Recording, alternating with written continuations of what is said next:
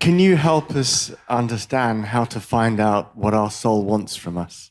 Well, that's a broad question. I think that it wants you to listen to it. It wants you to listen, and it wants you. Rav Ashlag often says that the light of the Creator never gives us anything that is sort of a nice to have. The light will always give us what we desperately need. He uses the example, imagine a poor person comes up to you on the street and he says, can you lend me, 200,000 pounds for, a beautiful car? Of course, you're not going to give it to him. But if he comes up to you and says, I need, 20 pounds for a sandwich, I'm sure most of us would give it to them. That idea that the light of the Creator does not give us anything that we don't desperately need. Never nice to have. So I think it really begins, and this is true for all of us, even those of us who have, we believe, a direction of what our soul needs to do in this world. How desperately do we need to know that? How desperately are we both thinking, asking, pushing ourselves to know that? And I promise all of us that if it's a desperate need, not a nice to have in any way, but a desperate need, we will come to understand, see clearly our purpose, what we're meant to do with our lives. That's, again, it's a bigger answer than that, but that's certainly where it begins. It must be, and again, I think for me, it often goes back to really the Clayton Christensen book. If you think about your life looking backwards, I want, and I'm assuming most of us in that perspective, want to make sure that we've done everything we're supposed to do. It should then become a desperate, desperate need. And if we search desperately, we ask desperately, we push desperately, no question, we'll find it with clarity. Just want to hone in on the asking. I think that's the most important thing to do. Unfortunately, most people look for answers from other people. But if you ask the question every single day to the Creator and with the real desire, what is my purpose? What am I meant to see? What am I meant to do? I guarantee you will hear the answer. And it's not going to come from another person necessarily. It's not going to come from assigning somebody else to be the one to tell you. It just becomes a deep knowing, and then you act on that. But ask every day. Like I said with the example of the bully or my math teacher, I was like, okay, what is this about, right? And that knowing, that desire to know and to remove all the nonsense in the middle, you ultimately get exactly what you need. I would only add that, like Monica said, right? That's the beautiful aspect of this, that my soul knows. Like, I don't really need anybody else to tell me, but I do need to come to see what my soul sees. And maybe sometimes layers of ego have to be removed for me to see it. But when you realize that my soul knows everything it needs to know, it certainly knows how I need to be pushing myself, how I need to be living boldly. And sometimes, again, like we spoke before, the ego is some way confusing us. I don't need anybody else to tell me.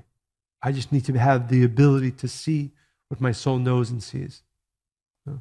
A joy to be in your presence this evening.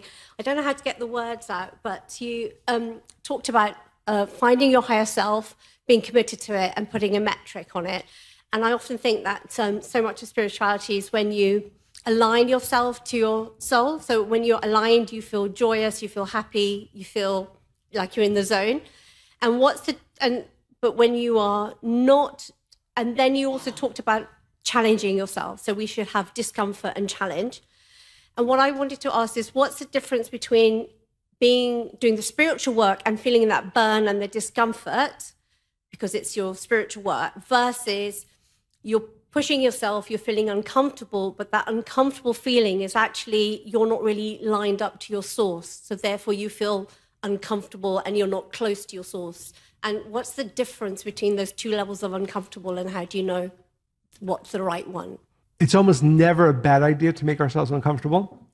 But to answer the question, because, and again, this is related to the idea that we spoke before of the ego, that any discomfort that we put ourselves through is in some way diminishing our ego, which is always a good thing, which is always make us more open.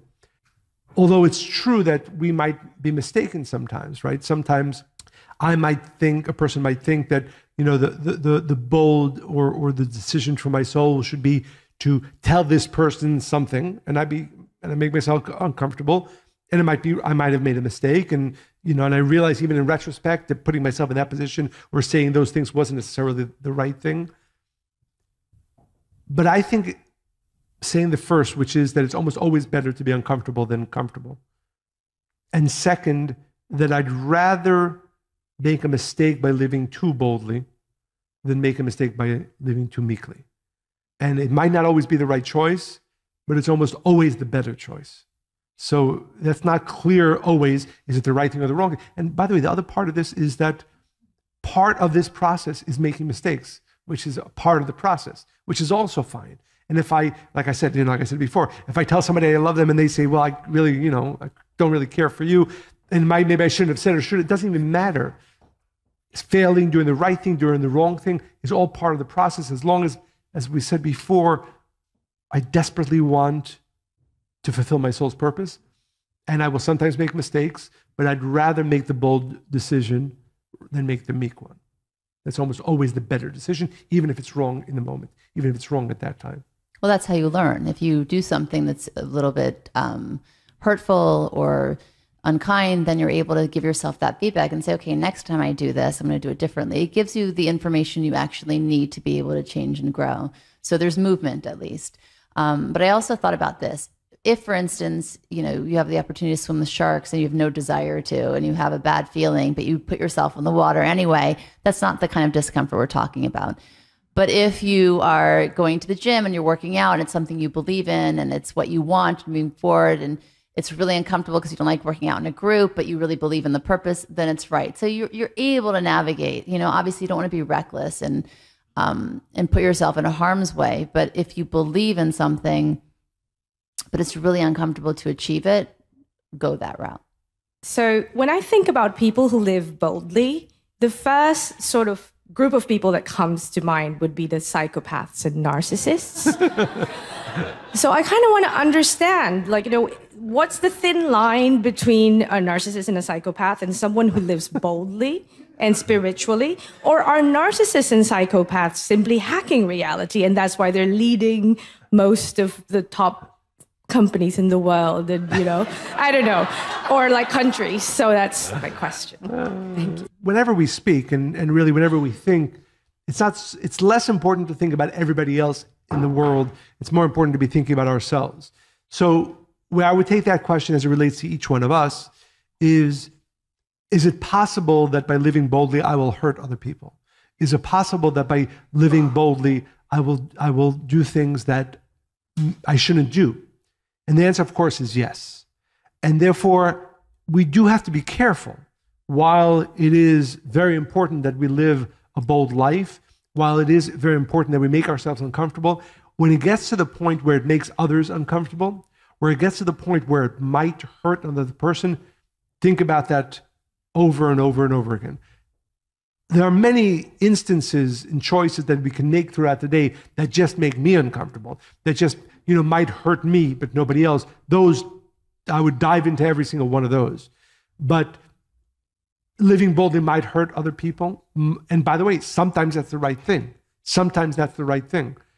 But when you are in front of that sort of decision that will make others uncomfortable, that has the potential to hurt other people, think about that a lot more than when you think about the choices that will only make you uncomfortable. So, I don't know how to solve the problem of psychopaths in the world, and that's not even the point. The point is, more importantly, for me and for you, for each one of us individually, as we think about living boldly, it is certainly the path, not only maybe of psychopaths and people who hurt other people, but of those who actually accomplish great things in the world, but mindful of the fact that, yes, it's possible that as I live my life boldly, it might have negative effects on other people. And in those situations, think about that much, much harder than the choices that we make, hopefully on a consistent basis, that put us in uncomfortable situations and maybe hurt our ego in some way. And also, I think a psychopath or a narcissist or a sociopath might seem bold, but there's some other things not really working in their minds. that make them be maybe aggressive or whatever the case may be. So those are very specific things. But I'm happy you asked the question because I didn't get to this in our talk. What boldness is not. Impulsivity isn't boldness, right? Being reckless and I'm going to go and jump, do this thing. That is not being bold. That's impulsive. Unabashedly expressing ourselves isn't the best expression of boldness. You know, this phrase, speaking my truth. Well, you can speak your truth and really hurt many, many people. So maybe you shouldn't say that thing, right? It's how you say it and why you say it and what the intention is. Being bold does not mean being unkind.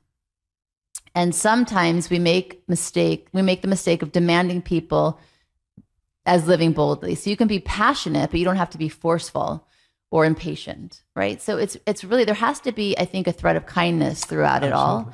And boldness shouldn't be in the service of assuaging our ego, which we said. So I think all of those things are a really great way to gauge if you're being bold or if you're being rude. Yeah, really. Yes, because we know quite a number of people who are bold in that way, meaning in ways that hurt other people. And I would say very simply, more important than judging other people outside, for myself, if living boldly is having, on the whole, a more positive effect on most of the people around me than a negative effect, then it's probably the right direction. Of course, if my bold living is having a more negative effect on others than a positive one, I should be rethinking it.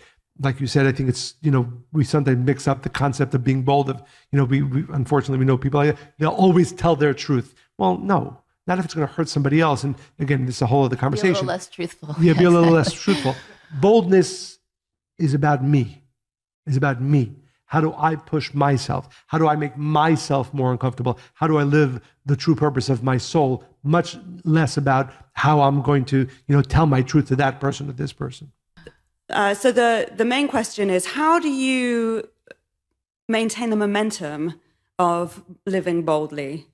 And the other one was around, how do you know when you're boldly following your ego or boldly following your soul? So the first answer is you just choose it every day. It's like choosing to eat breakfast or lunch or dinner. You just choose it.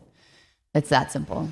You have to be disciplined in it, and it has to be something that you decide is worthwhile and necessary. And so you make it a priority. Do you want to answer the second one? Yeah, well, it's the first one. I would say I would strongly recommend reading How You Will Measure Your Life. And really, if not every day, at least once a week, once a month, think about our lives in that context. What is my likeness? What do I really, who do I see myself in? And if I do this, whatever it is that I'm doing for the next 30 years, 20 years, whatever that number, will I become that person? And do I have, again, that commitment to it? And do I have metrics around it? But like Monica said, at the end of the day, it must be, if not our daily thought, our weekly thought, our monthly thought. If we're not taking stock of our lives on a consistent basis, the Kabbalists would say every single day before we go to sleep, then unfortunately, again, we can live a very good life, but not the ultimate life that we're meant to live. That's the first one. By the way, I think reading books around this as well, keeps our mind. I find, for example, a little bit off topic, when I'm listening to podcasts or interviews about living healthy and eating healthy, I wind up eating healthier and hopefully living healthier. So it has to be top of mind. You have to be thinking about it, speaking about it, reading about it. And the second, which was, how do I know if I'm living my real purpose or my ego's purpose? I think one of the, I would say, two ways to gauge. One, do I feel better? It's that, because if I'm living my soul's purpose, then every day to the next, I should be happier, more inspired, feel more fulfilled. If the answer is yes, there's a very good chance that I'm in the right path. If the answer is no, I need to rethink. And second, again, an ego life will hurt. We usually wind up hurting other people as well, like we said before. Is my life having a positive influence on those around me? Is it having a greater positive influence on those around me today than yesterday, tomorrow than today? And I think if we keep those two as guides, one, am I feeling better? Am I feeling more fulfilled? And second, are those around me, my family, my friends, those who are really important to me, are the changes and the bold choices that I am making them happier, more fulfilled? Then if the answer to both of those is yes, then chances are that I'm on the path of living the right type of bold life. if the answer is no to either one, I probably should recalibrate or rethink parts of what I think living my bold life is. Amazing. Thank you. Thank you. I'll do one more. Sorry. Actually, I'm not sure whether I'm narcissist, but I'm quite a bold person, I guess, or I was maybe, because I had to unlearn it. Because at some point in your life, you notice that some people are really intimidated by it or scared of it. So I don't have any problem with, I'm sure that there are lots of thousands of people who doesn't like me. I kicked up many groups or something like that. But the main issue was mostly like, I don't have any problem with sharing my feelings. I share directly. I'm too direct. I say what I think. But I can't really live with the fact that I may hurt people. So that's why I had to withdraw myself. Start thinking, shall I say that or not, blah, blah. So, but I end up in this point actually where I really fear of living my full potential, I'm now scared of my own power. And so, I'm not bold anymore, maybe. Do you feel like you're as bold with yourself as you are with other people? Do you give yourself that honest feedback and direction, and do you follow that, or was it more external to others? Yeah, I think I do that, but the problem is how to fit with the society or the community or the people, because I need people to live with. So that's why I'm still trying, struggling with that, The thing with being bold externally, because they're different, and that's why I asked the question. If you really have a desire to say something, really desire, and you want to share it, don't say it. The exercise needs to be that you might see things, you might understand them, and you sit with them, and the person will eventually ask you. And I'll give you an example. I have two sisters, and my older sister is Aquarius, and I'm a Virgo. So growing up, she'd say, Monica, what do you think I should do? And then she would talk for 3 hours. And she asked me a question. I didn't get to say anything, right? And as a kid, I was really frustrated. I was like, oh my God, it's such a waste of time. Like, just do this. Just do this. And that's it. Like A to B. Like, I could see it as a Virgo, right? I knew. And whether I was right or wrong, it didn't even matter. I realized she taught me something very profound and necessary that would serve me for the rest of my life with what I ended up doing and choosing to do with my life.